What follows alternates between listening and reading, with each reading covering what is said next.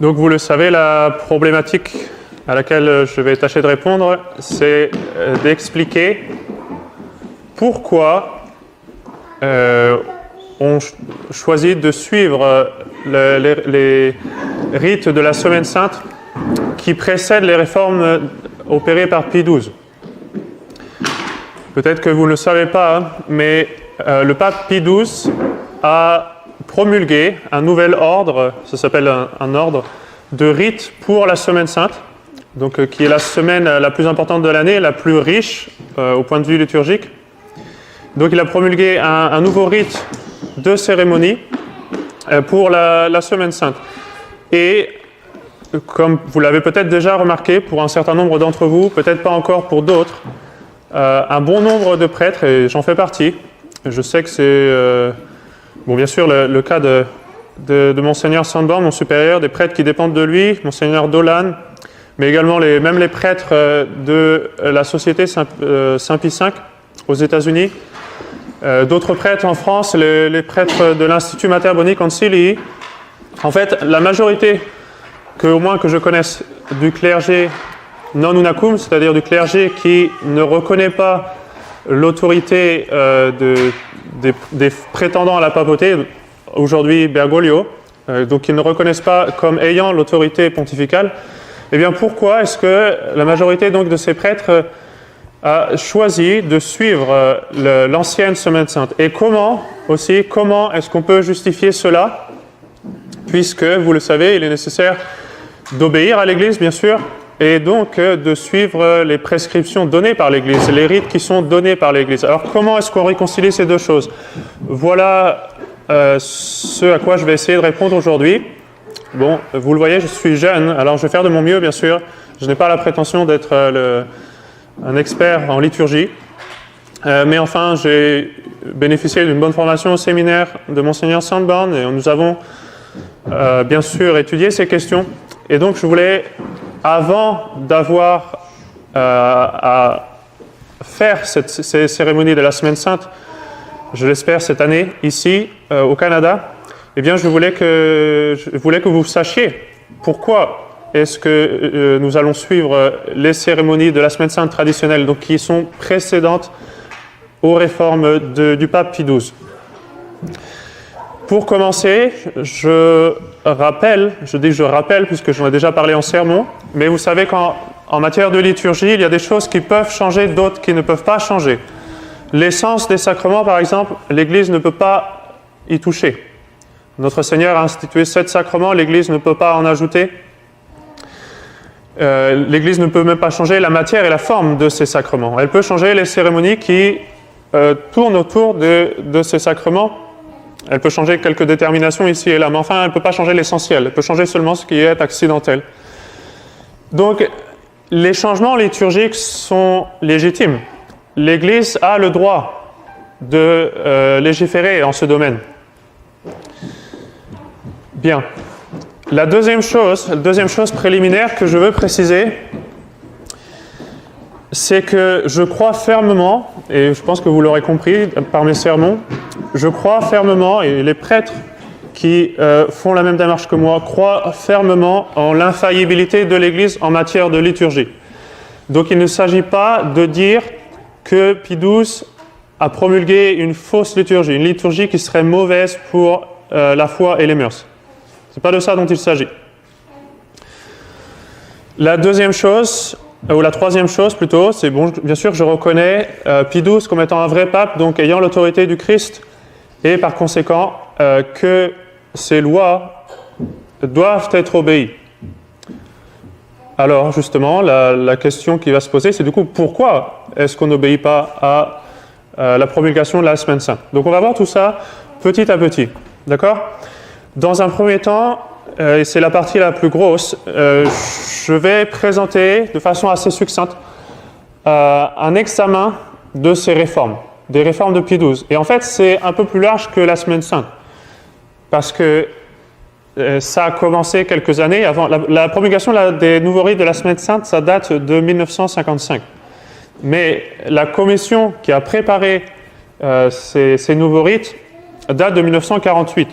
Donc il y a déjà des années de travail en amont Et puis, Pie XII ne va pas faire que cela. Il y aura des réformes au niveau des rubriques du bréviaire, principalement, et du calendrier liturgique. Donc, ça touche aussi à quelques autres réformes de Pie XII. Mais l'essentiel, c'est quand même la Semaine Sainte, et je vais m'occuper principalement de ces changements. Ensuite, dans une deuxième partie, qui sera plus courte, mais qui en fait est plus importante, puisque justement elle répond à ce problème. Comment peut-on, et en quoi, ou comment justifier que justement on n'observe pas les rites imposés par Pie XII, mais que l'on retourne à la Semaine Sainte, aux rites traditionnels antérieurs aux réformes de Pie XII. Donc ça viendra dans un second temps.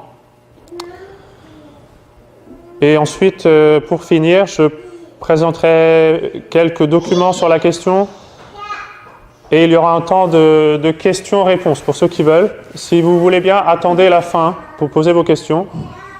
Et je répondrai à ces questions à ce moment-là. Très bien. Donc, nous commençons donc avec un bref examen des réformes, de ces réformes. Il y a plusieurs articles qui ont été écrits sur cette question par différents prêtres. Moi, je me suis basé principalement sur un livre de l'abbé Cekada. Là, vous voyez que c'est un livre écrit en anglais. Il a été traduit en français, mais la traduction française n'est pas encore publiée. J'espère que ça ne va plus tarder. Malheureusement, il y a eu des délais. En tout cas, c'est un bon livre. C'est un livre qui, en soi, analyse la nouvelle messe. Donc, vous voyez, c'est le travail de la main des hommes, une critique théologique de la messe de Paul VI par l'abbé Anthony Cekada, qui était mon professeur de liturgie et de droit canon au séminaire en Floride, chez Monseigneur Sandban. Donc il a écrit ce livre comme étant d'abord une analyse de la nouvelle messe. Mais dans une première partie, il parle aussi de ces réformes antécédentes. Puisque justement, la clé, c'est que ces réformes ont un lien avec la nouvelle messe, au moins historique. Et donc, on va voir tout ça. Donc, je me suis basé principalement sur ce livre. Je sais que l'abbé Rioux a écrit un livre aussi sur les réformes de la Semaine Sainte.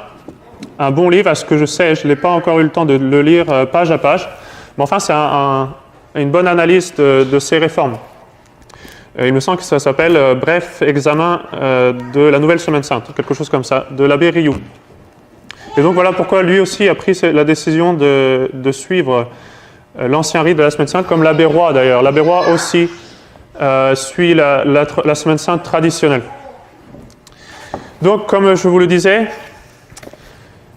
il y a un lien au moins historique entre ces réformes introduites par Pie XII et la nouvelle messe.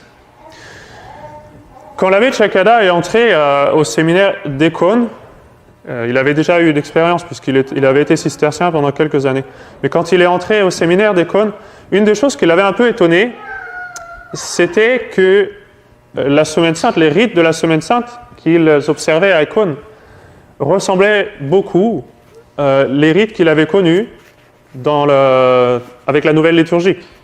Et donc il s'était demandé pourquoi est-ce qu'ils n'ont pas changé ces rites. En fait, il s'est rendu compte par la suite que ça avait été déjà fait en grande partie. Voilà pourquoi il n'y a pas eu beaucoup à faire ensuite.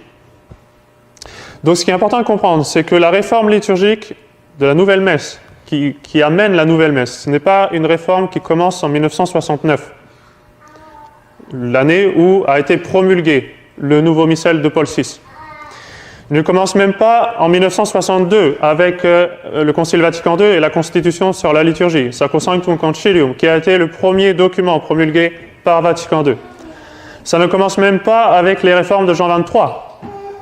Donc Jean XXIII qui a régné, entre guillemets, entre 1958, à partir de 1958, à la mort de Pie XII. Mais en fait, ça commence, au moins de façon historique, dès 1948. Et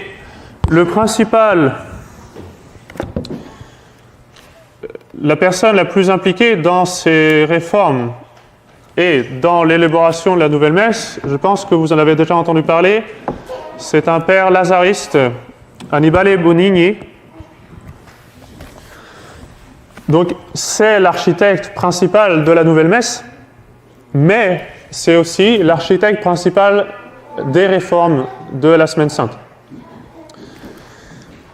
Il a écrit ses mémoires et il a écrit donc un livre pour raconter toutes ces réformes, un livre qu'il a intitulé précisément La réforme de la liturgie.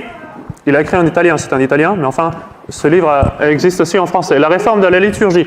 Et si vous jetez un coup d'œil, vous voyez que le titre inclut les dates suivantes, 1948-1975. Vous voyez bien que dans son esprit, la réforme de la liturgie, qui a abouti à la nouvelle messe, a commencé en 1948 et s'est étalé sur des dizaines d'années.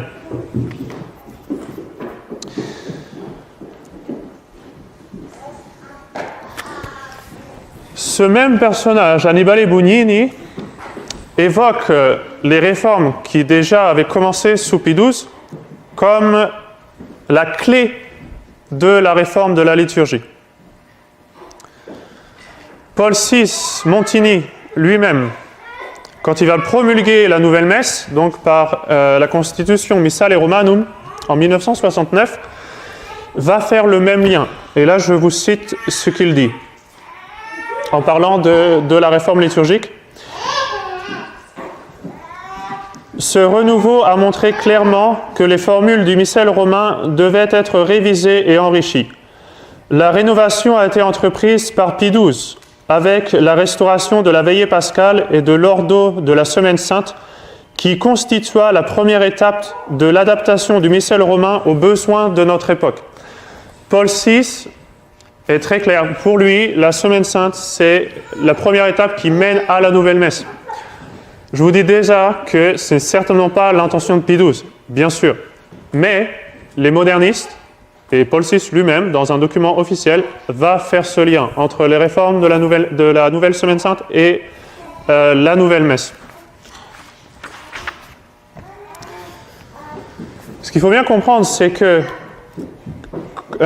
quand Saint Pie X a condamné le modernisme, et autant que possible, non seulement a condamné le modernisme, mais a condamné les modernistes, les personnes qui défendaient les théories modernistes, eh bien, ces modernistes n'ont pas eu, pour la plupart, l'honnêteté de quitter l'Église.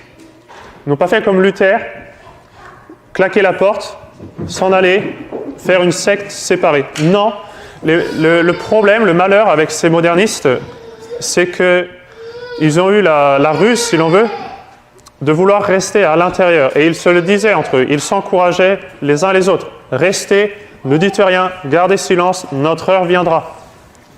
Et donc, ils sont restés plus ou moins silencieux. Sous Saint Pie X, surtout, là, ça a été...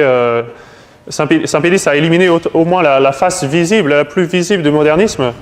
Mais malgré tout, évidemment, il y en a qui sont restés à l'intérieur de façon secrète. Donc, ces gens qui vont rester de façon secrète vont continuer à incuber ce virus du modernisme et à le rendre encore plus pernicieux, dans le sens où ce sera le modernisme qui va ressurgir sous Pie XII, et qu'on appelle la nouvelle théologie. C'est un modernisme un peu plus raffiné. L'opposition au dogme peut paraître plus difficile à faire, et pourtant elle est toujours là, c'est toujours la même chose. C'est du modernisme édulcoré, si l'on veut, mais c'est quand même du modernisme. Donc le mouvement moderniste n'est pas mort avec Saint Pie X. Saint Pie X a fait tout ce qu'il a pu pour le faire tuer, mais même lui, malheureusement, était triste de voir qu'il n'avait pas réussi à tout extirper. Donc le modernisme va ressurgir sous Pie XII, et Pie XII va faire, comme Saint Pie X avait fait l'encyclique Pascendi pour condamner le modernisme, Pie XII, en 1950, va promulguer l'encyclique Humani Generis, qui est une condamnation des erreurs de la nouvelle théologie. Et un bon nombre de ces erreurs, vous les retrouverez de façon plus ou moins textuelle dans les textes de Vatican II.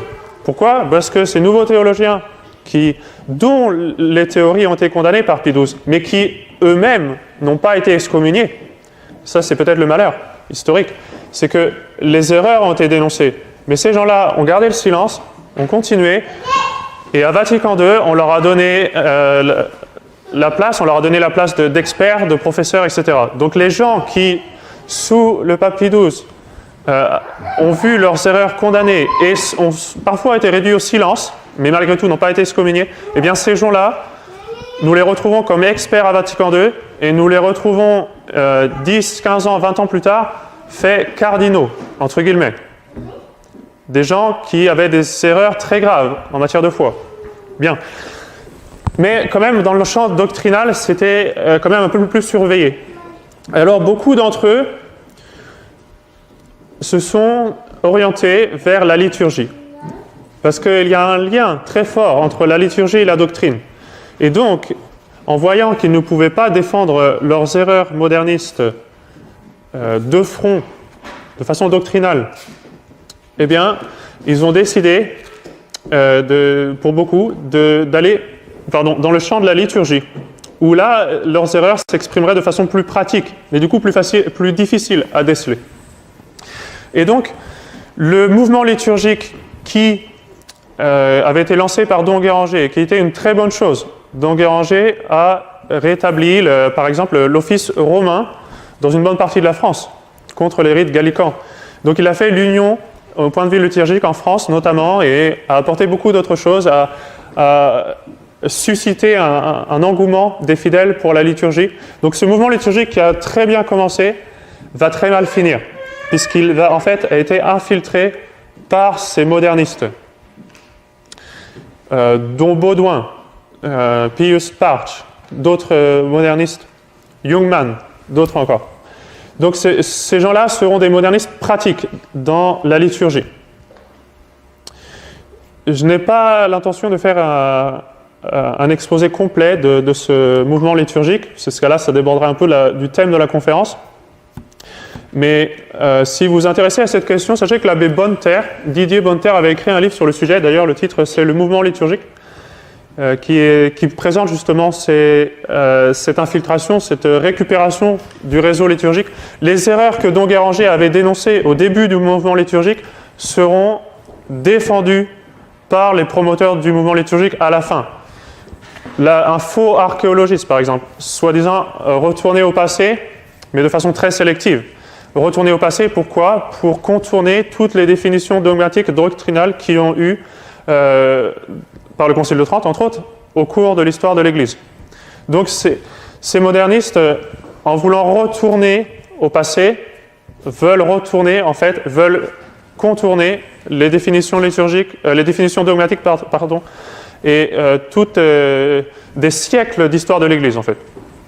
Donc c'est un faux archéologisme. Et puis après, d'autres idées que l'on retrouvera qui ont été défendues soit par des jansénistes ou par d'autres hérétiques. Si vous regardez, si vous vous intéressez notamment au synode de Pistoia, qui avait eu lieu donc au XVIIIe siècle, eh bien, un bon nombre des erreurs de ce synode, qui a été condamné par le pape Pie VI, si je ne me trompe, dans la bulle Auctorem Fidei, entre autres, eh bien, ces erreurs vont se retrouver chez ces modernistes, chez ces nouveaux théologiens, en tous les cas. On va retourner maintenant à ces étapes préparatoires à la nouvelle messe. L'abbé Cekada fait une liste de 11 étapes pour amener à la promulgation de la nouvelle messe en 1969. Alors vous voyez que ce n'est pas quelque chose qui sort de nulle part. La première étape, le premier changement liturgique opéré, c'est la vigile expérimentale de Pâques en 1951.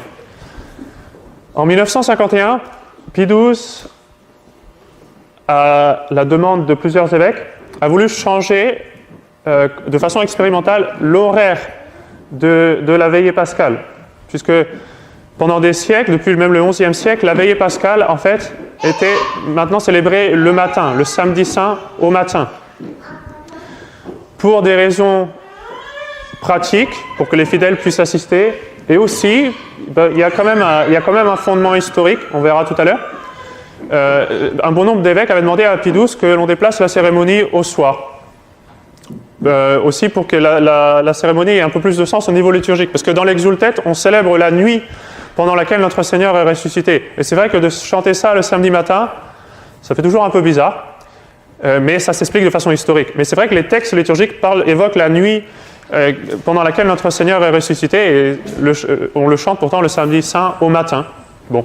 Donc un bon nombre d'évêques avaient demandé à Pie XII que l'on déplace la veillée pascale au soir. Et Pie XII avait permis cela à titre expérimental en 1951. Mais il avait confié ce changement à la commission liturgique, on va voir ça tout à l'heure. Il avait commencé donc à la commission liturgique dirigée par cet individu qui va profiter pour déjà, ça vous fait rire quand je dis cet individu, qui va en profiter pour déjà changer le rite, non seulement l'heure de la messe, mais le rite. Alors on verra tout ça tout à l'heure. Donc là c'est la première étape. La deuxième étape c'est la simplification des rubriques du missel et du bréviaire en 1955. La troisième étape c'est le nouvel ordre de la Semaine Sainte, donc ce qui nous préoccupe particulièrement aujourd'hui, aussi en 1955. La quatrième étape, c'est l'instruction de 1958 sur la musique sacrée. On est encore sous Pie XII. On est à la fin du règne de Pie XII, d'ailleurs. Quand j'étais au séminaire, j'avais pris la peine de faire une photocopie de ce document, donc en fait je l'ai là. L'instruction de Pie XII sur la musique sacrée de 1958. Donc jusqu'à présent, on est sous Pie XII.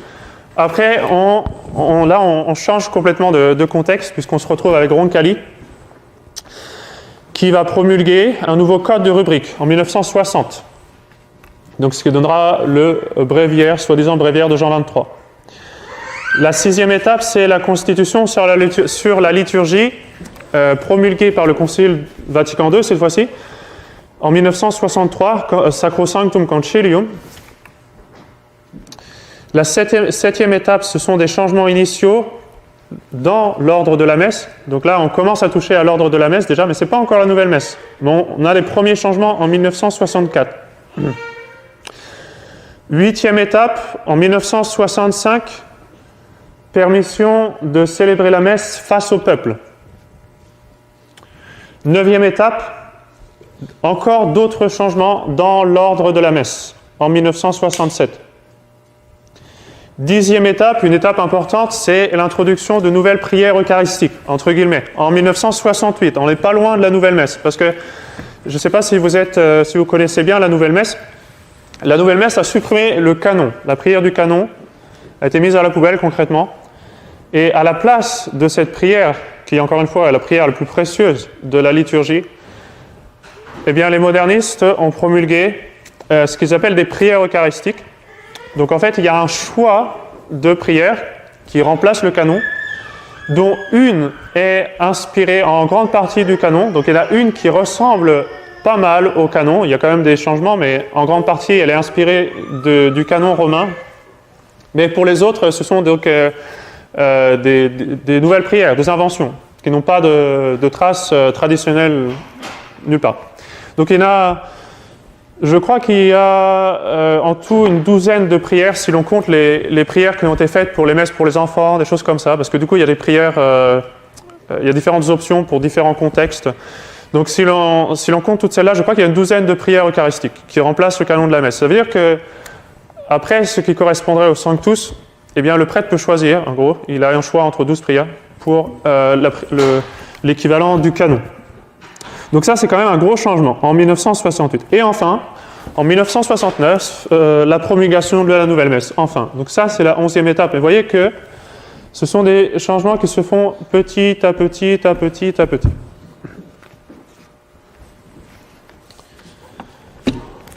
Très bien.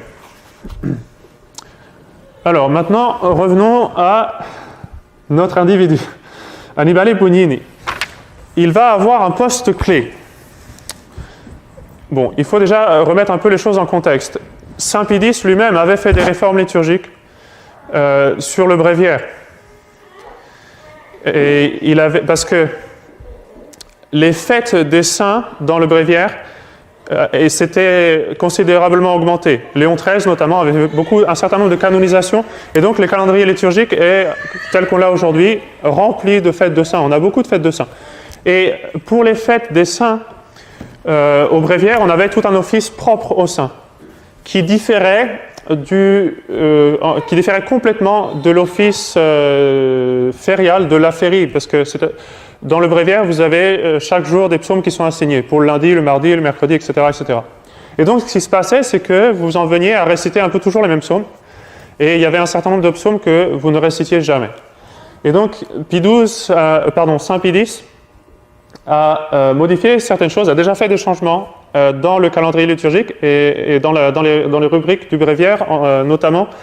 Et une des choses qu'il a faites, par exemple, surtout, c'est que pour la majorité des fêtes des saints, eh bien, malgré tout, on dit les psaumes qui sont propres à chaque jour. Ce qui fait que pendant le cours de la semaine, normalement, le prêtre, s'il n'y a pas de grande fête particulière, normalement, le prêtre récite les 150 psaumes de David, tous les psaumes qui sont dans la Sainte Écriture chaque semaine. Donc, il y avait de toute façon des réformes liturgiques, et Saint Pie X lui-même avait dit qu'il y aurait encore des réformes à faire. C'est normal, l'Église fait toujours des réformes de certaines choses au cours du temps, au cours des siècles. Donc, depuis Saint Pie X, de toute façon, on avait toujours gardé l'idée de faire encore des réformes liturgiques dans certains domaines, des réformes légitimes. Mais entre-temps, il y a eu les 2 guerres mondiales qui, évidemment, rendaient impossible ce genre de choses. Après la Deuxième Guerre mondiale, ces idées de réforme sont revenues, mais, entre-temps, comme je l'ai expliqué, le mouvement liturgique s'était fait infiltrer par des modernistes, qui eux aussi voulaient des réformes liturgiques, mais avec un objectif complètement différent. En 1946, déjà, donc, dans la Sacrée Congrégation des Rites, quelqu'un a écrit un mémoire pour demander que l'on entame des réformes liturgiques. Et ce mémoire, Pie XII en aura connaissance, un certain nombre de personnages influents en auront connaissance, et Pie XII, pour finir, va effectivement nommer une commission pour que l'on commence à étudier cette question des réformes et qu'on commence à faire certaines réformes qui s'avéraient nécessaires. Entre-temps, donc, les modernistes font leur travail aussi. Entre 1946 et 1948, ils vont se réunir, mais eux de façon privée, de façon secrète, pour tâcher de récupérer ce mouvement, cette envie de réforme, pour introduire leurs idées modernistes, concrètement. Il y aura une conférence à Tuelin, je ne suis pas bien sûr où c'est exactement, où il y aura Bugnini sera présent. Donc lui, il se retrouve dans ces cercles-là, dans ces cercles de liturgistes modernistes, avec le père Duployer et d'autres. Il y a une autre conférence qui a lieu en Allemagne, ce qu'on appelle la conférence de Fulda, ou Fulda, je pense en allemand, où un liturgiste moderniste bien connu, peut-être que vous ne connaissez pas, mais en soi c'est quelqu'un qui est bien connu, qui aura une grande influence justement sur cette période, qui est le père Jungmann, qui lui parle de son rêve du cœur. Je vais essayer de le donner en allemand. Traum im Herzen. Voilà. C'est son rêve du cœur. Le rêve du cœur qui consiste justement à réformer complètement la liturgie pour obtenir ce qu'on voit aujourd'hui dans les paroisses. C'est d'ailleurs concrètement quelque chose qui ressemble à la nouvelle messe. Donc déjà, il faisait ce genre de réunion privée pour récupérer ce mouvement. En 1948, le 28 mai précisément, Pie XII établit la commission pour la réforme de la liturgie. Encore une fois, Pie XII n'est pas un moderniste, il n'a pas en vue de faire la nouvelle messe, bien sûr. Mais malgré tout, il établit cette commission. Il établit un certain nombre de personnes en charge de cette commission, des cardinaux. Le préfet d'une commission, d'une congrégation, ce sont toujours des cardinaux, des gens qui sont importants, mais qui en général sont occupés aussi avec d'autres choses. Et à chaque fois, le cœur d'une commission ou d'une congrégation, c'est plutôt le secrétaire. En fait, c'est toujours la personne qui a le rôle le plus important. Pourquoi ? Parce que c'est celui qui donne le plan de travail, qui assigne les tâches, etc. C'est vraiment le moteur de la commission.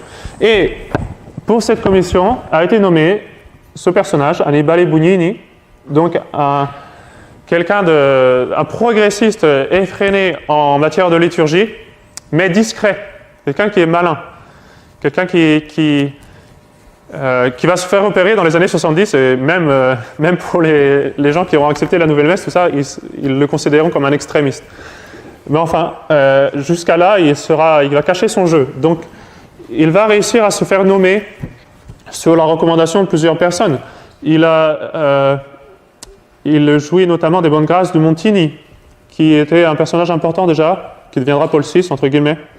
Monseigneur Montini, donc qui le protège, et le cardinal Béat également, qui a été confesseur de Pie XII pendant un bon moment, et qui aura un rôle désastreux à Vatican II, entre autres, qui protège également ce personnage. Donc on a cette commission qui s'établit avec Buonini comme secrétaire. Encore une fois, c'est le rôle central au niveau du travail. C'est pas lui finalement qui met la dernière signature, c'est-à-dire c'est pas lui qui promulgue les choses, mais c'est quand même lui qui a le rôle central dans le travail. Il va travailler avec en particulier le père Loh, j'espère que je le prononce bien, parce que c'est un nom allemand encore une fois, L-O avec des trémas. W. Loh, qui est celui qui aura écrit ce mémoire dont je vous ai parlé tout à l'heure, mémoire qui demandait une réforme extensive de la liturgie. Donc il va travailler avec lui. Ce père Loh en question va dire de la Semaine Sainte justement que c'est un problème grave et pressant qui demande absolument une sorte de solution. Ils avaient vu dans la Semaine Sainte un rempart en fait à leurs idées modernistes. Parce qu'il y a ça ne correspond pas du tout à l'idée qu'ils avaient de la liturgie. La Semaine Sainte traditionnelle ne correspondait pas du tout à leurs idées. Donc cela, il le circule dans un mémoire privé et dont beaucoup d'idées seront reprises. Notamment, une des choses que soutenait aussi ce père Loh, c'était l'idée du cycle de lecture. Encore une fois, je ne sais pas si tout le monde est au courant, mais dans la Nouvelle Messe, vous n'avez pas, comme dans la messe traditionnelle, un évangile, un épître associé à chaque dimanche pour l'année. En fait, ils ont divisé ça sur 3 ans, je crois, un peu comme les Juifs, en fait.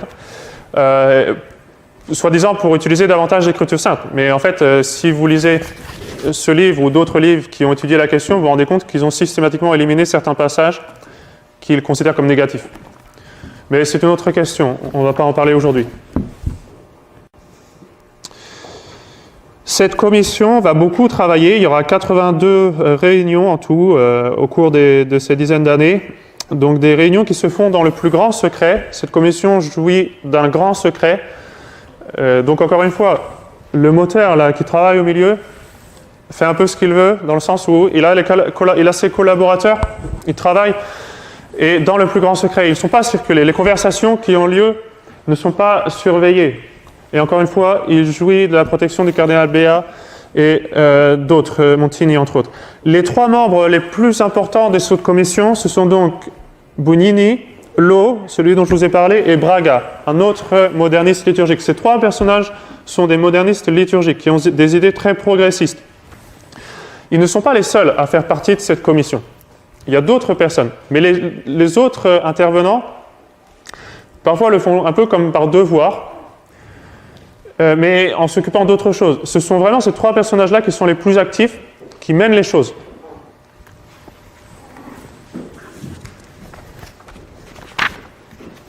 Bien, maintenant on va étudier les différentes étapes qui ont lieu sous Pie XII. Alors, pour ce qui concerne la veillée pascale, d'abord, au premier temps de l'Église, en fait, il n'y avait pas de messe du tout le samedi saint. Donc le samedi qui précède la fête de Pâques, il n'y avait pas de messe du tout. Mais il y avait une longue vigile, parce qu'il y avait beaucoup de catéchumènes, de gens à baptiser. Et donc le samedi était un temps de préparation au baptême qui avait lieu le jour de Pâques au matin. Donc il y avait une longue vigile qui s'étendait sur toute la nuit, qui commençait peut-être même déjà dans la matinée, qui continuait sur toute la nuit avec des lectures, des prières et la préparation des catéchumènes pour le baptême qui avait lieu tôt le dimanche de Pâques au matin. Donc ça, c'est l'origine. Au cours du temps, le nombre de catéchumènes ayant diminué, une fois que, en gros, tout le monde était chrétien presque, eh bien, surtout à partir du XIe siècle, cette messe et les cérémonies qui ont lieu avant, petit à petit, a pris lieu le samedi, jusqu'à être établie le samedi matin. Donc au XIe siècle, cette cérémonie se retrouve au samedi matin. Comme je vous l'ai dit, sous Pie XII, il y a eu un certain nombre de demandes pour qu'elle soit établie au soir. Et en 1951, en février, Pie XII permet, à titre expérimental, que l'on fasse effectivement cette vigile le soir. Mais entre-temps, la commission, donc, qui est chargée de mener toutes ces réformes liturgiques, encore une fois en secret, va en fait en profiter pour instaurer un nouveau rite.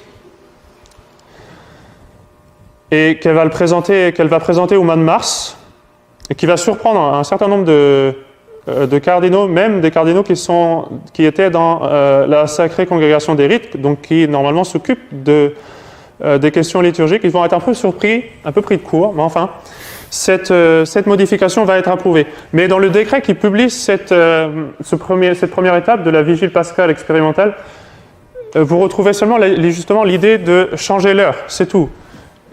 Parce que pour eux, ils n'avaient pas à première vue l'idée de changer le rite même.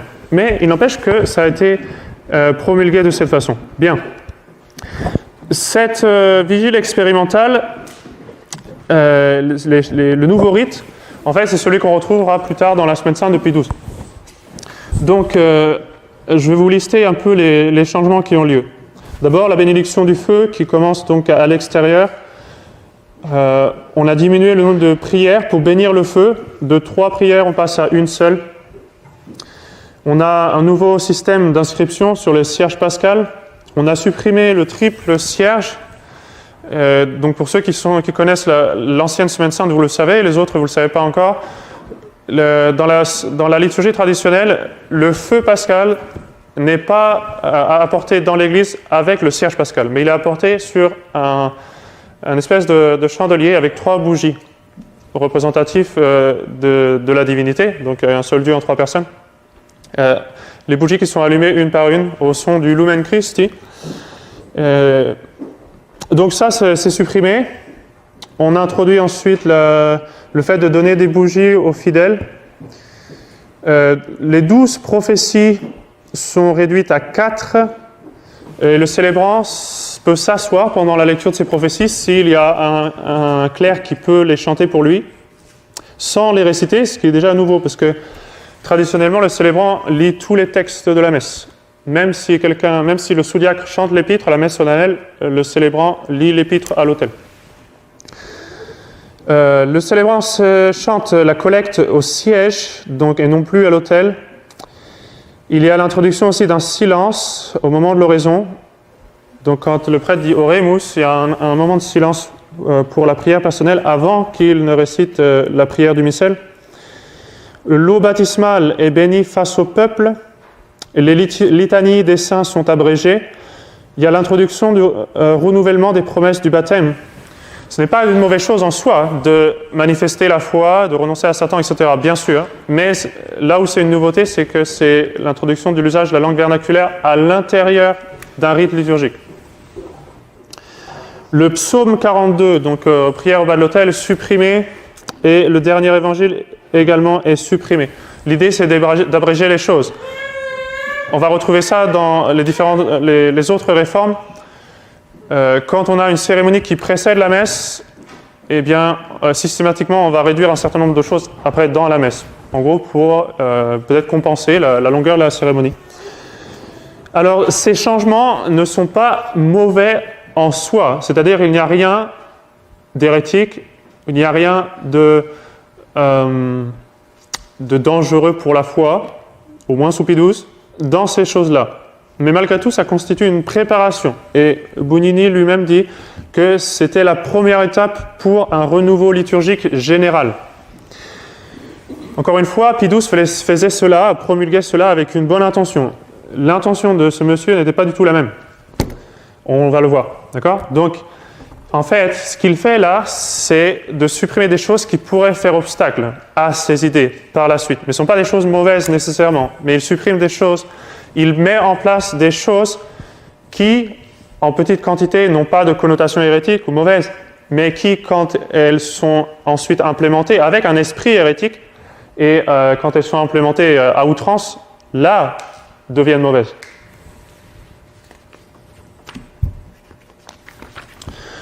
La deuxième réforme, c'est celle des rubriques. Les rubriques simplifiées en 1955, en mars 1955. Ça concerne surtout le calendrier liturgique et l'office, et aussi le nombre de collectes à la messe.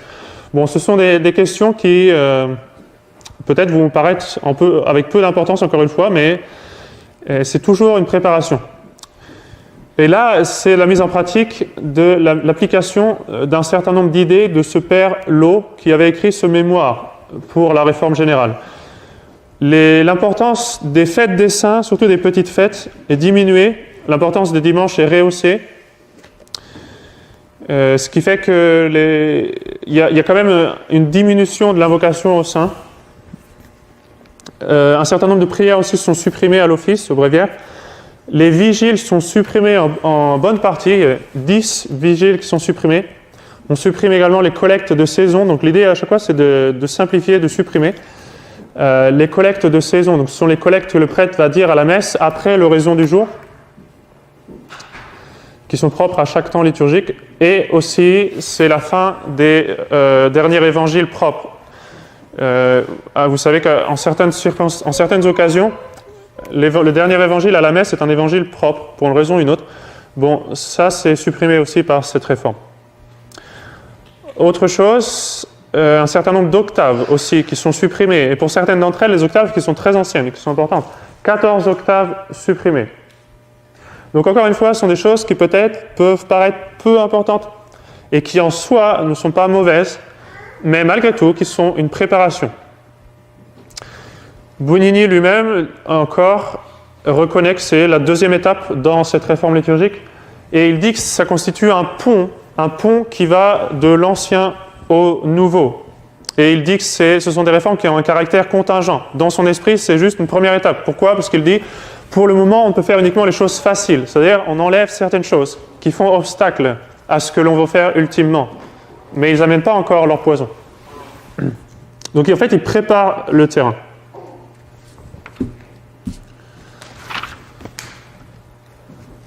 La troisième étape, et celle qui est peut-être la plus importante, qui nous concerne aujourd'hui, c'est la nouvelle Semaine Sainte. Excusez-moi. Donc, le 16 novembre 1955, le pape Pie XII promulgue l'Ordo Hebdomadae Sanctae Instauratus, donc l'ordre restauré ou renouvelé de la Semaine Sainte, avec comme justification donc un critère d'authenticité, c'est-à-dire qu'on va enlever un certain nombre de choses qui sont symboliques. Il y a beaucoup de choses dans la liturgie qui sont symboliques et qui, selon l'avis des modernistes, encore une fois, c'est pas l'avis de Pie XII, mais selon l'avis des modernistes, du moins, sont des choses qui ne parlent pas à l'homme moderne. Pour l'homme moderne, il faut des choses concrètes. L'homme moderne, soi-disant, est très concret, matériel. Donc, on supprime beaucoup de choses qui sont symboliques dans la liturgie. La deuxième chose, c'est de revenir à l'ancienne tradition. Soi-disant, c'est un prétexte, encore une fois, pour faire le tri, pour enlever tout ce qui dérange. Donc, sélection de certaines choses anciennes et détournement. La troisième chose, eh bien, c'est soi-disant pour avoir plus de fruits pastoraux. Encore une fois, l'idée de s'adapter à l'homme moderne. Donc, parce que le but ultime des modernistes, c'est de faire que la Sainte Liturgie ne soit plus un culte vers Dieu, mais une sorte de classe qui enseigne les gens. C'est plus un enseignement qu'un culte. Alors, maintenant, on va regarder rapidement les modifications effectuées par Pie XII. Pour le dimanche des Rameaux, ce qui se passait auparavant, c'était qu'il y avait concrètement presque 2 messes, en fait, puisque le pape à Rome se rendait dans une église pour bénir les rameaux, et puis ensuite il allait en procession avec ces rameaux et disait la messe dans une deuxième église. Et c'est pour ça qu'on retrouve cet ordre de choses dans la liturgie. La première messe était une messe sèche, c'est-à-dire que il y avait un introïte, et dans l'ancienne liturgie, vous verrez, c'est assez étonnant. En fait, tout se passe au coin de l'épître, mais malgré tout, vous avez l'impression d'avoir une messe. Il y a même un sanctus, une préface, etc. Sauf qu'au lieu d'avoir la consécration, eh bien, on a la bénédiction des rameaux. Et donc, il y a cette première messe sèche, c'est-à-dire sans consécration, qui donc avec la bénédiction des rameaux. Et ensuite, la procession des rameaux et la messe avec le chant de la Passion. À proprement parler, la vraie messe, la messe avec la consécration. Cette cérémonie de messe sèche est complètement supprimée À la place, donc, il y a une bénédiction face au peuple, avec une seule oraison et avec l'introduction des ornements rouges. Parce que traditionnellement, le dimanche des rameaux, tout est en violet. Même cette première messe sèche, la bénédiction des rameaux se fait en violet. La cérémonie mystique aussi qui a lieu à la porte, donc encore une fois, ce qui est symbolique, est supprimée. Pendant à la fin de la procession du dimanche des rameaux, avant de revenir, de rentrer dans l'église, il y a en fait un échange, un dialogue entre un certain nombre de chantres qui sont à l'intérieur de l'église et la chorale qui se trouve à l'extérieur. Ils chantent chacun à leur tour des versets du Gloria Laus. Et il y a aussi cette cérémonie où le porte-croix, ou le sous-diacre, si c'est une messe solennelle, frappe la porte avec la croix 3 fois, en essayant de ne pas tout abîmer. Mais en fait, ça symbolise l'entrée de notre Seigneur à Jérusalem d'une part, et notre Seigneur qui va ouvrir les portes du ciel par sa passion. Donc toute cette mystique, toute cette symbolique, supprimée. Les prières au bas de l'autel, je l'ai dit tout à l'heure, aussi seront supprimées. Pourquoi? Parce qu'il y a déjà eu quelque chose avant. En gros, c'est ça l'idée, on en a déjà fait assez, ça va, on enlève des choses. Prière au bas de l'autel, le célébrant assis pendant les lectures, s'il y a quelqu'un pour les chanter. La passion aussi qui s'est fait raccourcie de façon assez considérable. Et enfin, le dernier évangile qui est supprimé. Encore une fois, ce ne sont pas des choses mauvaises, mais on voit les prémices des changements qui vont suivre. Maintenant, le jeudi saint. La cérémonie est placée au soir. Donc la cérémonie du jeudi saint dans la semaine traditionnelle a lieu le matin. Pie XII la déplace au soir, ce qui est bien puisque ça permet quand même aux gens d'y assister. Donc on peut donner beaucoup d'arguments pour cette chose-là. Ce n'est pas nécessairement une mauvaise idée, loin de là. Mais encore une fois, ce n'est pas juste un changement d'heure, c'est un changement de rite qui va être intégré. On supprime le credo, le dernier évangile. On introduit aussi ce qui va être une nouveauté en quelque sorte, et qu'on va retrouver de façon un peu exagérée dans la nouvelle messe, c'est le psaume avec des répons. C'est-à-dire qu'on chante une antienne, un verset de psaume, l'antienne encore, un autre verset, etc., etc. Encore une fois, quelque chose qui n'est pas mauvais, mais qui va se retrouver dans la nouvelle messe avec d'autres circonstances qui vont changer les choses complètement.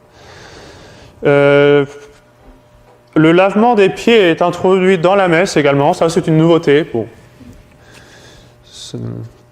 La collecte qui est priée face au peuple, et surtout un gros changement quand même, une grosse rupture avec la tradition, c'est ce qui concerne le reposoir. Traditionnellement, le reposoir que l'on prépare le jeudi saint, on l'orne quasiment autant qu'on peut. C'est-à-dire qu'on sort quasiment toutes les bougies qu'on a dans le placard. Si vous regardez des photos de paroisses qui font l'ancienne Semaine Sainte, vous verrez que le reposoir qui est préparé pour le Saint-Sacrement entre le jeudi saint et le vendredi saint, c'est le plus bel autel qu'on ne prépare jamais quasiment. Enfin, avec toutes sortes de fleurs et de bougies. Tandis que dans la nouvelle Semaine Sainte, eh bien, les rubriques elles-mêmes prescrivent que l'on soit assez sobre. Et ça, c'est quand même quelque chose de frappant. De plus, dans l'ancienne Semaine Sainte, il y a adoration continue des fidèles depuis la cérémonie du jeudi saint jusqu'à la cérémonie du vendredi saint. Avec Pie XII, ceci doit s'arrêter à minuit. Et après minuit, les rubriques demandent même d'enlever les fleurs. Donc là, ça peut paraître un détail, encore une fois, mais c'est un gros changement en soi. Parce que comme je vous disais, traditionnellement, l'autel reste orné, vraiment de façon magnifique, avec tout plein de fleurs partout, pendant 24 heures, jusqu'à la prochaine cérémonie. Le vendredi saint. Là aussi, un gros changement. Traditionnellement, on avait la messe des catéchumènes avec des prières, des lectures, ensuite les oraisons solennelles. Donc il y a quatre parties vraiment dans cette cérémonie du vendredi saint. La messe des catéchumènes, ce qu'on appelle les grandes oraisons solennelles, que vous connaissez sans doute, où l'on prie pour les grandes intentions de l'Église. L'adoration de la croix, sa troisième partie, et puis enfin, pour finir, la messe des pré-sanctifiés, qui n'est pas une messe à proprement parler, puisqu'il n'y a pas de consécration. Mais enfin, il y a une cérémonie qui est faite avec l'hostie consacrée le jeudi saint et qui était préservée justement au reposoir, qui était adoré par les fidèles. Alors, quels sont les changements? En 1955, encore une fois, le prêtre est assis sur son siège autant que possible. Les oraisons ont lieu au centre de l'autel. Le missel est placé au centre de l'autel, ce qui est une anomalie, quelque chose de bizarre. C'est-à-dire que c'est quelque chose qui n'est pas traditionnel. Encore une fois, ce n'est pas la fin du monde, ça ne veut pas dire nécessairement qu'on est hérétique si on fait ce genre de choses, bien sûr, non. Et si Pie XII l'a permis, c'est que ce n'est pas mauvais. Mais c'est quand même quelque chose de bizarre, c'est un changement. La prière, qui traditionnellement est pour les hérétiques et les schismatiques, est renommée en prière pour l'unité des chrétiens. Pour Pie XII, évidemment, ça a un sens tout à fait orthodoxe, que l'unité des chrétiens, c'est l'unité dans l'Église catholique, et que la seule façon d'obtenir l'unité des chrétiens, c'est que les gens se convertissent. Pas de problème du côté de Pie XII. Dans l'esprit des modernistes, c'est complètement différent. C'est de réunir les sectes protestantes et schismatiques, de les réunir avec l'Église catholique, soi-disant, dans une seule... Enfin, selon eux, c'est déjà dans une Église, il y a déjà une sorte d'unité, mais il faut retrouver l'unité visible. Bon, j'en parlerai quand j'arriverai sur cette question dans la série sur Vatican II. Enfin, en tout cas, ce changement de titre de l'oraison. Aussi, un autre changement important, la génuflexion pour les Juifs. Dans la cérémonie de la Semaine Sainte traditionnelle, à chaque oraison, donc, on chante le Flectamus Genua et puis Levate. Donc, tout le monde fait la génuflexion. Ce sont des oraisons pénitentielles, donc il y a une génuflexion.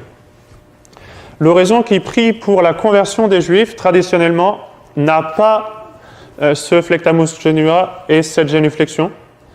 Pourquoi? Ce n'est pas une histoire d'antisémitisme, rien du tout, mais c'est juste parce que les Juifs s'étaient moqués de notre Seigneur. Et donc, elles faisaient des génuflexions en se moquant de notre Seigneur. Et aussi, même les Romains, vous savez, ce récit dans la Passion où ils font des génuflexions en se moquant, en disant « Salut, roi », etc., etc. Donc, l'Église, pendant des siècles, ne faisait pas la génuflexion à l'oraison pour la conversion des Juifs, justement, en réponse à cette moquerie qu'ils avaient eue vis-à-vis de notre Seigneur.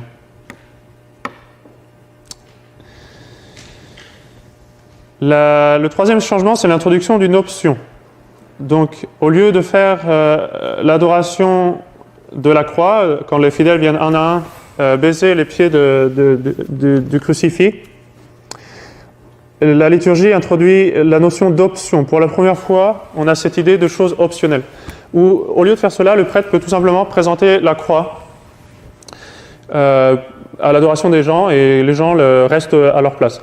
Alors, encore une fois, ce n'est pas forcément quelque chose de mauvais, mais vous avez cette notion d'option qui commence à surgir et qui va se retrouver de façon exagérée dans la nouvelle messe. La nouvelle messe, tout est une histoire d'option. On peut faire quasiment tout et n'importe quoi. Tout est quasiment justifiable par ce système d'options et de spontanéité et toutes sortes de choses. Notamment, on pense souvent qu'il y a des abus dans la nouvelle messe quand le prêtre se met à parler au début de la messe, à dire bonjour aux gens, etc., des choses comme ça. En fait, ce n'est pas du tout un abus, c'est permis par les rubriques du nouveau missel. Il y a une grande part de liberté dans le nouveau missel.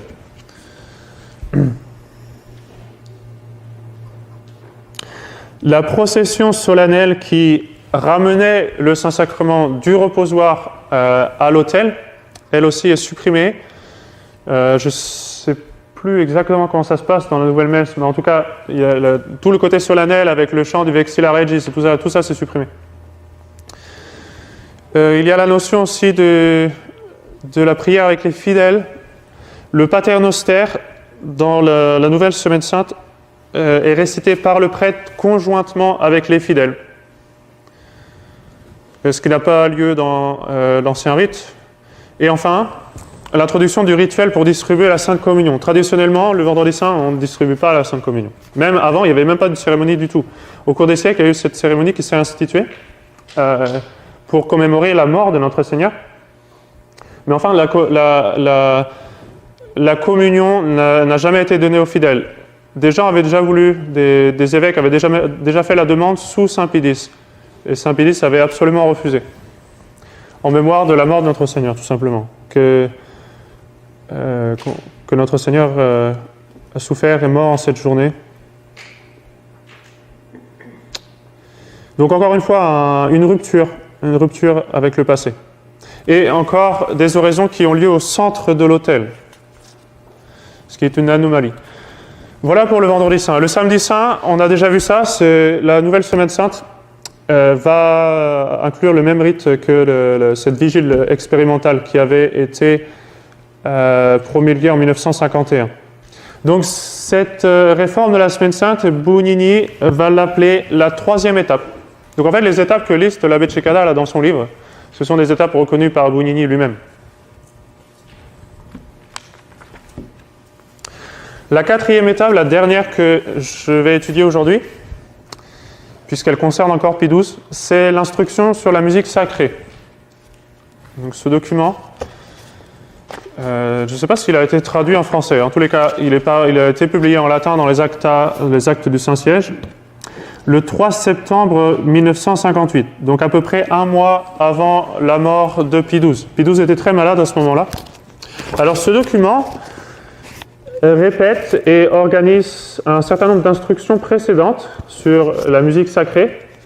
Le document de Saint Pie X, d'abord, Tra le sollecitudini, de 1903.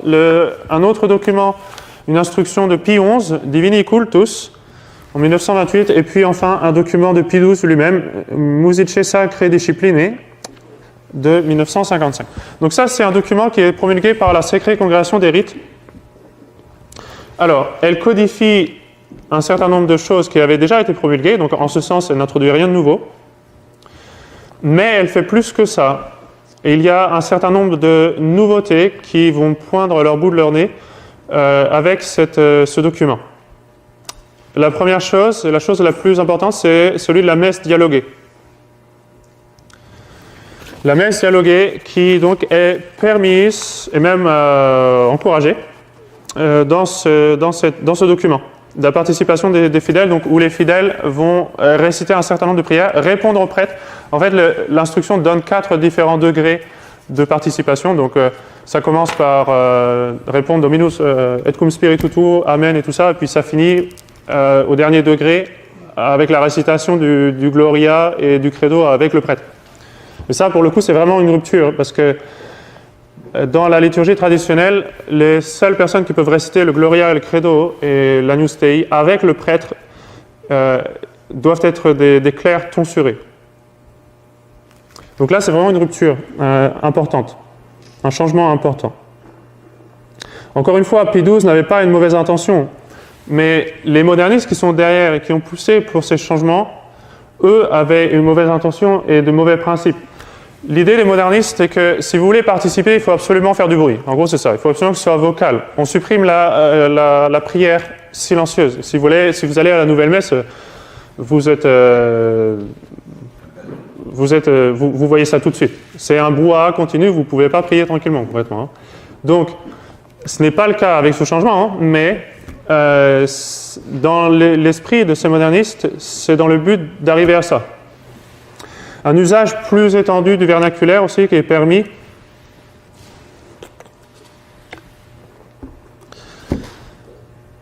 Troisièmement, le fait qu'un lecteur, ça peut être un prêtre, un clerc ou même un bon laïc, entre guillemets, un laïc de bonne vie, qui va lire l'épître et l'évangile en vernaculaire pendant que le prêtre le lit à l'autel en latin. Pie XII a déjà permis cela. Il y a des choses qui nous surprennent parfois, mais Pie XII avait déjà permis cela.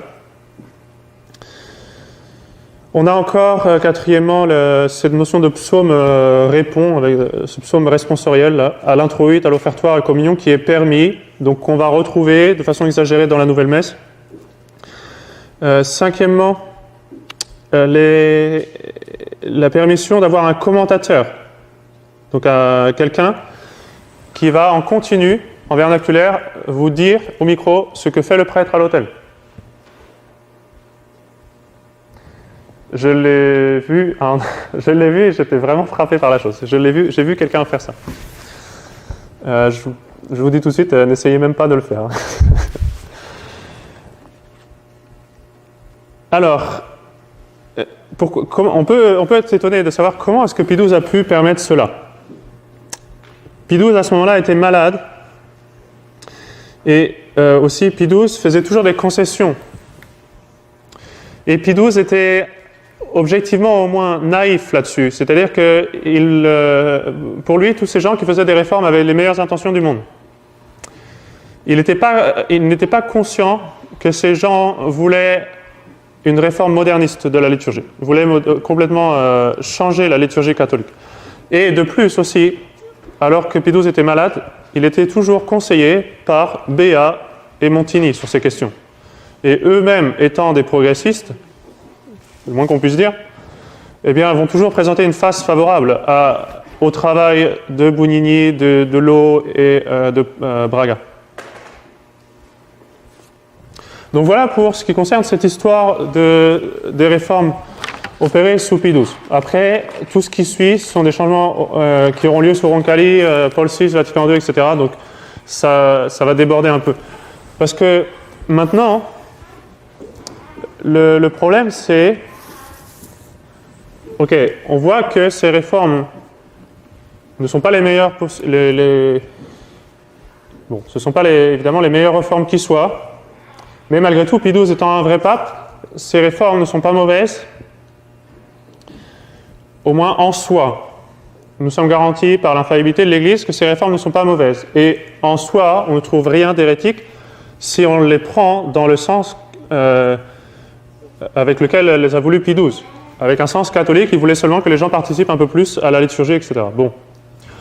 Le problème, c'est que, d'une part, ces réformes donc, ont été faites par les mêmes personnes qui vont faire les réformes ultérieures jusqu'à la nouvelle messe. L'architecte principal qui est au cœur de ces réformes, c'est Annibale Bugnini qui va être l'architecte de la nouvelle messe. On a également ce mémoire dont j'ai parlé tout à l'heure, le mémoire du Père Lo, écrit par le Père Lo, et qui sera signé par un franciscain, Ferdinando Antonelli, qui signera aussi le décret de promulgation de la nouvelle messe en 1969. Ce mémoire parle bien d'une réforme étape par étape. Et donc, ces étapes introduites par Pie XII sont clairement identifiées par les modernistes comme des étapes qui amènent à la nouvelle messe. Et objectivement, c'est-à-dire que ce n'est pas uniquement dans l'esprit de ces modernistes. Bien sûr, dans l'esprit de Pie XII, ce n'est pas du tout le cas. Pie XII ne voulait pas arriver à la nouvelle messe. Mais objectivement, ces réformes ont préparé le terrain. De la même façon qu'un enfant qui vous demande d'abord, dans un premier temps, s'il peut mettre sa chaise au coin du feu. Et alors, vous lui dites, oui, il n'y a pas de mal à ça, alors vous permettez. Et puis après, vous voyez l'enfant grimper sur sa chaise et faire tomber la statue qui était sur la cheminée pour la casser. C'est un peu la même idée, c'est-à-dire que ces modernistes obtiennent de Pie XII des concessions qui en soi ne sont pas intrinsèquement mauvaises, mais qui sont comme un piédestal pour avancer, pour ensuite lancer leur réforme moderniste. Donc ce sont des préparations objectives à la nouvelle messe, par des suppressions, des choses qui ont été supprimées, qui faisaient obstacle, selon même l'avis de ce Lo, et aussi par des additions, des choses qui serviront de support. Le fait qu'on ait ici et là du vernaculaire, le fait qu'on ait ici et là une participation plus importante des fidèles, va ensuite servir de support aux modernistes pour défendre l'idée d'un culte congrégationnel, où le prêtre n'est plus un prêtre au sens catholique, mais seulement un président, quelqu'un qui est là pour diriger le culte de la congrégation. Donc il y a une continuité de réformes entre la Semaine Sainte et la Nouvelle Messe dans l'intention des modernistes, de façon objective, de la même façon que l'enfant qui vous demande de déplacer la chaise pour pouvoir ensuite, par là, faire une bêtise.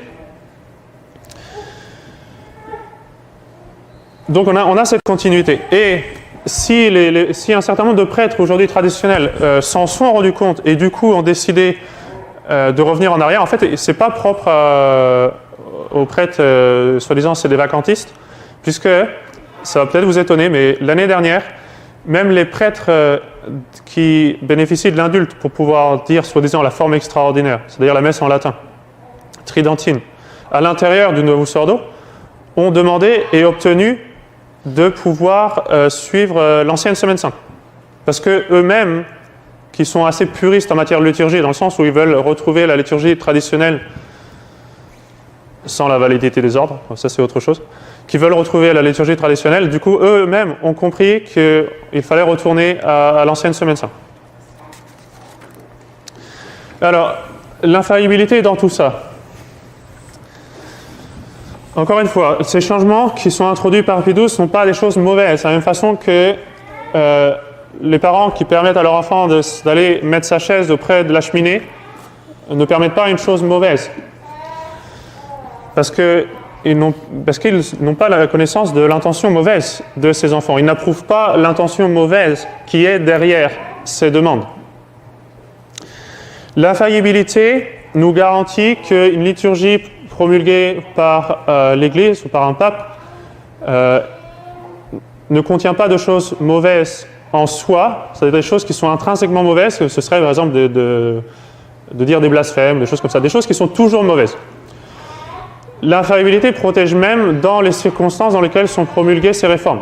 C'est-à-dire qu'à cette époque-là, les réformes de Pie XII n'étaient pas mauvaises. Aujourd'hui, les choses ont changé. Nous sommes 60 ans après. Le contexte est différent. Nous ne sommes plus sous Pie XII. Nous avons maintenant la nouvelle messe partout dans les paroisses. Et c'est là où on introduit la notion d'épikie, d'une part, et de cessation de loi.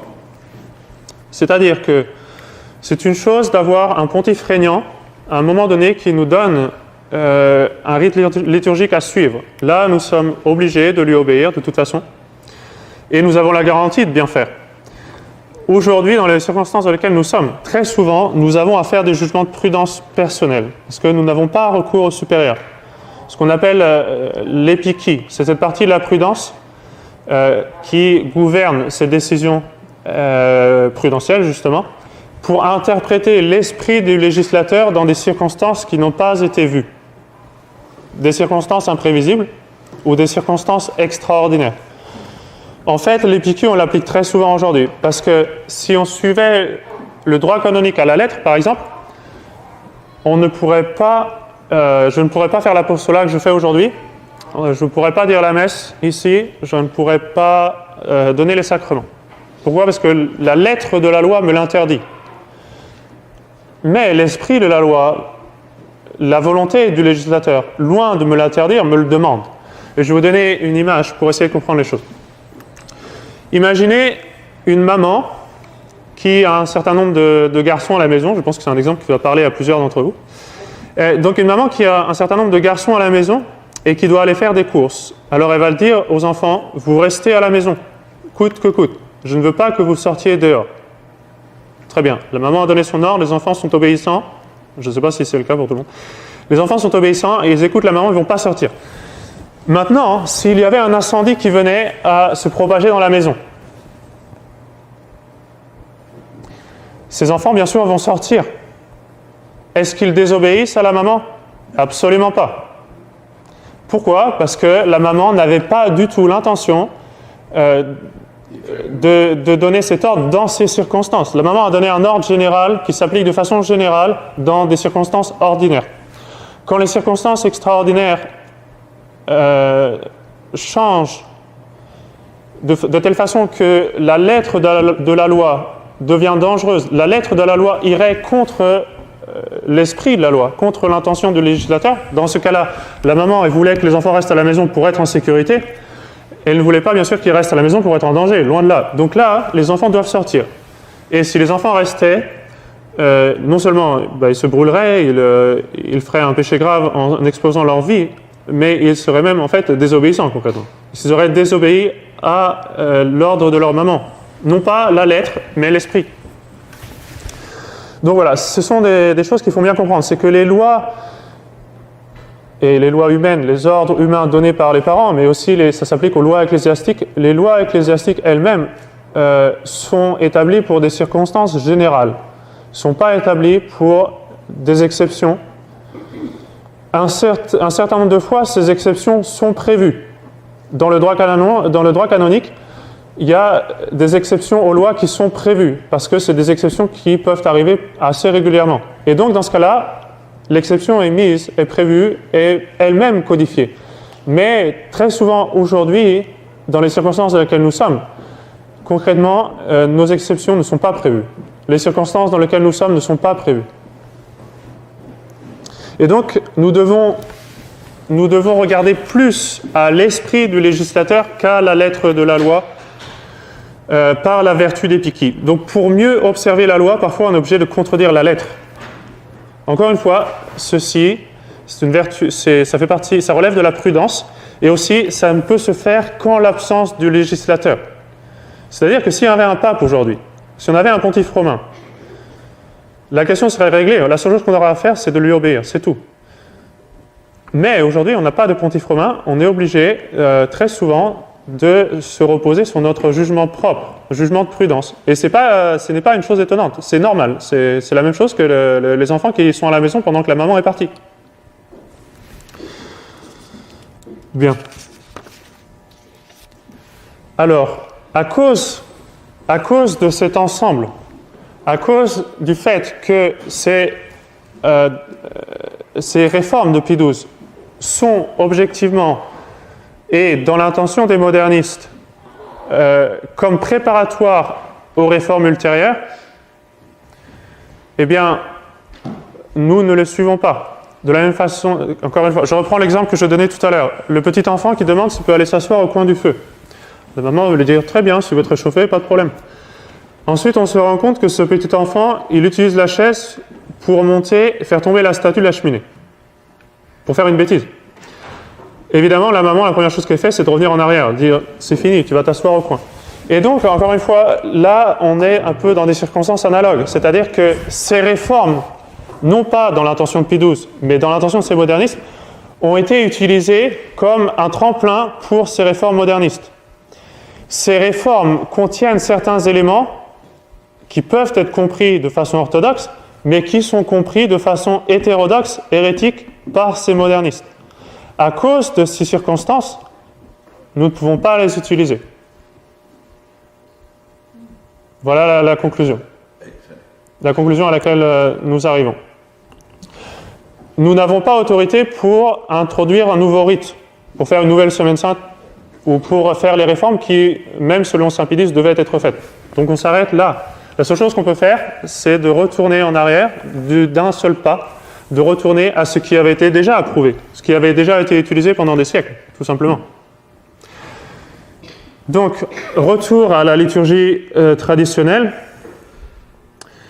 et toujours avec cet esprit aussi de soumission à l'autorité. Alors c'est quelque chose peut-être qui va surprendre. Je sais qu'il y a un certain nombre de gens.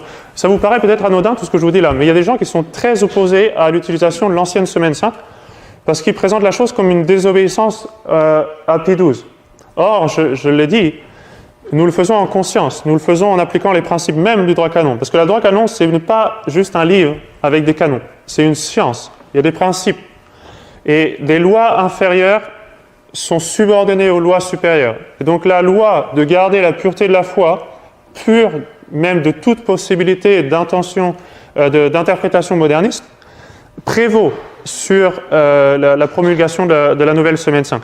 Donc ce n'est pas du tout dans un esprit d'insoumission, et je le dis là, très clairement, si nous avons un souverain pontife qui nous impose à nouveau la nouvelle semaine sainte, mais c'est bien sûr avec une intention catholique. Si nous avons un souverain pontife qui introduit des réformes à la semaine sainte, nous obéirons tout de suite. Mais les circonstances auront changé. Voilà. Alors pour finir maintenant, je vais juste... Oui, donc en fait, j'ai déjà présenté les documents que je voulais présenter en cours de conférence. Donc ce livre de l'abbé Cekada, qui, je l'espère, sera disponible en français. Dès qu'il sera disponible, bien sûr, je vous en ferai part, il n'y a pas de problème. Vous avez le livre de l'abbé Didier Bonneterre, dont j'ai parlé tout à l'heure, qui, lui, traite plus de la question du mouvement liturgique antérieur à ces réformes, mais il touche aussi un peu à ces réformes. Et ensuite, vous avez différents articles sur les réformes liturgiques. L'abbé Tchekada en a écrit, Monseigneur Dolan en a écrit également. Pour ceux qui lisent Sodalicium, la revue Sodalicium, vous trouverez aussi des articles sur cette question. Il y a un article écrit par l'abbé Ricossa, la révolution liturgique, qui explique aussi toutes ces choses que j'ai ici, malheureusement en anglais. J'avoue que je ne l'ai pas trouvé en français, c'est quand même le comble, j'ai trouvé en anglais.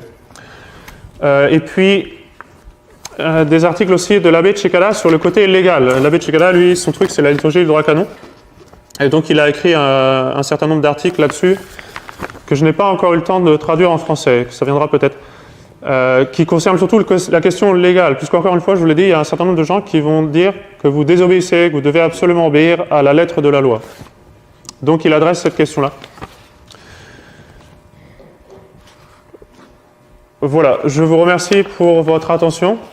Et maintenant, s'il y a des questions, je suis libre pour y répondre. Oui ?